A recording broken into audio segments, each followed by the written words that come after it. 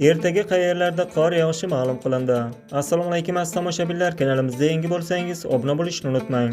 Ushbu xabar barcha fuqarolarga tezda yetib borishi uchun video ostiga like bosing. Like bosgan qo'lingiz dard ko'rmasin. Ertaga 19-dekabr kuni kutilayotgan ob-havo ma'lumotlari e'lon qilindi. Unga ko'ra Qoraqalpog'iston Respublikasi, Xorazm viloyatida havo o'zgaruvchan bo'ladi. Yog'ingarchilik kutilmaydi. Harorat kechasi 9-14 daraja sovuq, ust yurtning ba'zi joylarida 15-18 daraja sovuqgacha, kunduz kuni 2 darajalik bo'ladi. Buxoro va Navoiy viloyatida havo o'zgaruvchan bo'ladi. Ba'zi joylarga tuman tushishi kutilmoqda. Kechasi 3-8 daraja sovuq. Cho'l hududlarining shimolida 10-13 daraja sovuqgacha, kunduz kuni 3-8 darajalik bo'ladi. Toshkent, Samarqand, Sirdaryo va Jizzax viloyatlarida havo o'zgaruvchan bo'ladi.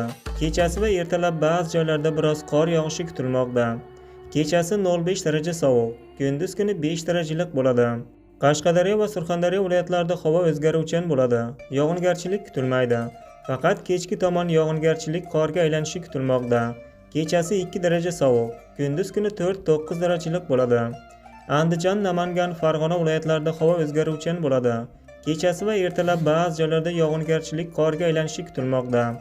Kechasi 2 daraja sovuq, kunduz kuni 0.5 darajalik bo'ladi. Respublikaning tog'oldi va tog'li hududlarida vaqti bilan qor yog'adi. Ba'zi joylarga tuman tushishi kutilmoqda. Yo'llarning ba'zi joylarida yaxmalak kuzatiladi. Tog'li hududlarda qor ko'chish xavfi ham e'lon qilindi. O'zingiz va oilangizni asrang.